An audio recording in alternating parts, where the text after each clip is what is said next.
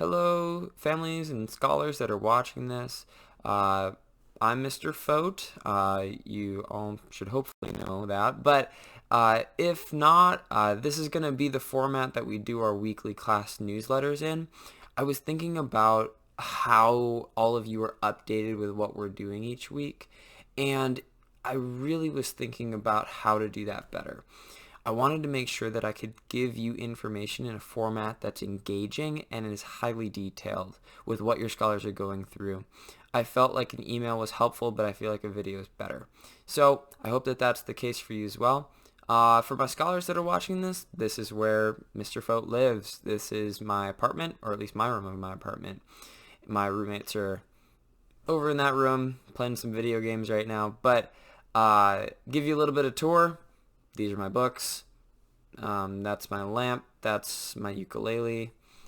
I've got a bed that way, closet that way, but yeah, it's my room. So that being said, I hope you enjoyed the tour, but we're going to dive into the content now. So for Access Literacy this past week, your scholars have been going over a lot of different phonograms and sounds of speech, recognizing that similar letter patterns can have very drastic sounds. Additionally, we've been going over how the same sounds can be spelled with different letter patterns. And your scholars have really had a lot of practice being able to recognize how to tell what is what and better understand when something is making a certain sound. Hopefully that translates well as we continue and work through the curriculum here. But so far so good, and I've seen really good things in terms of my scholars picking that up in my class. Additionally, in English, we've done a lot in Greek mythology.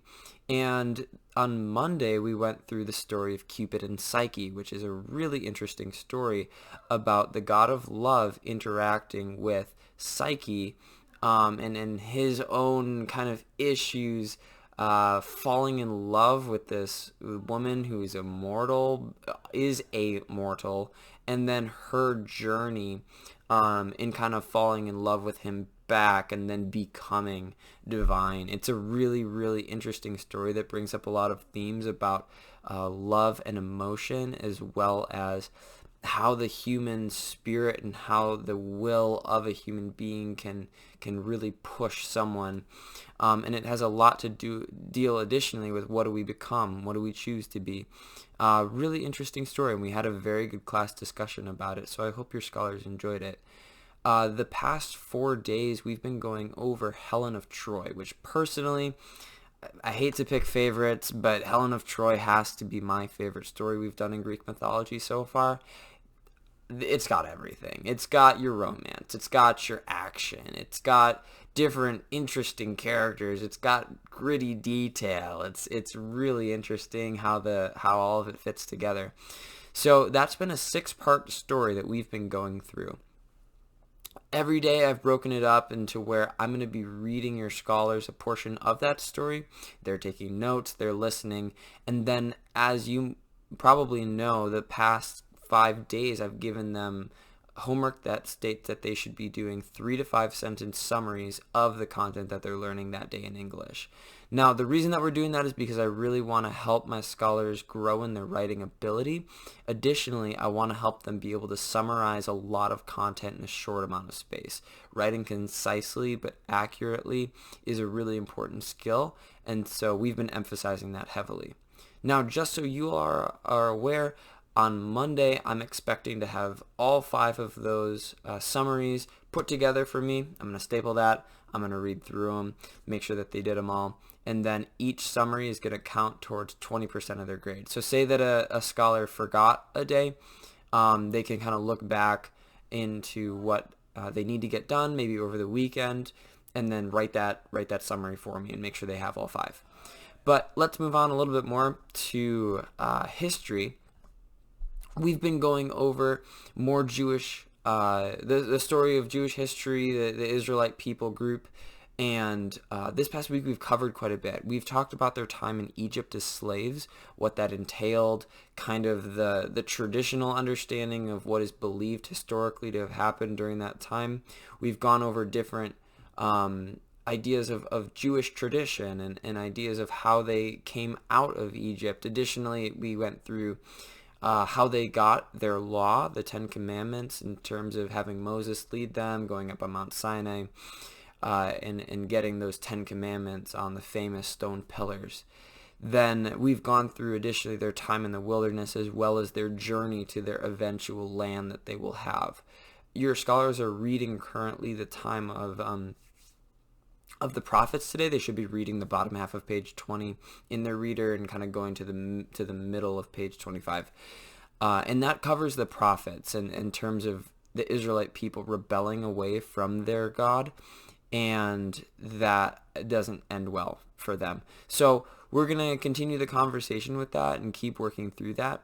But we've had some very cool talks about, well, how do we know history? How do we understand certain things? It's been fun. In math, your students have been going over a lot of different properties. Mainly, they've been going over the distributive and property and then properties of division. We've also done a lot of mental division and mental multiplication this past week. And we've been working with a lot of, if you've seen some kind of weird stuff on your students' homework, don't be alarmed. It's because I'm teaching them both ways. I'm teaching the traditional, like long division type of stuff that you and I would have gotten in school. But then I'm also trying to integrate a lot of the Singapore ideas as well.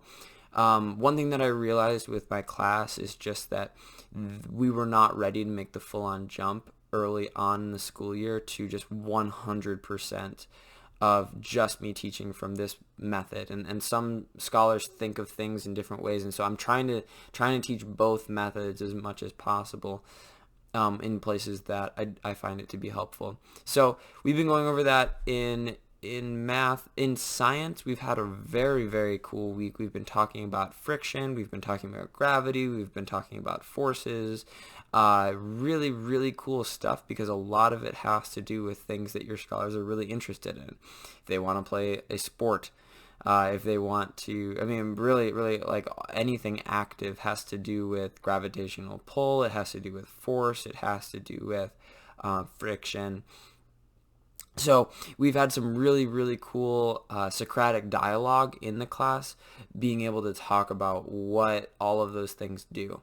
There was a really funny moment that we had where I'm pretty sure every scholar in my class thought I was lying to them when I told them that I could drop a pencil and their Latin textbook from the same height and they would land on the floor at the same time.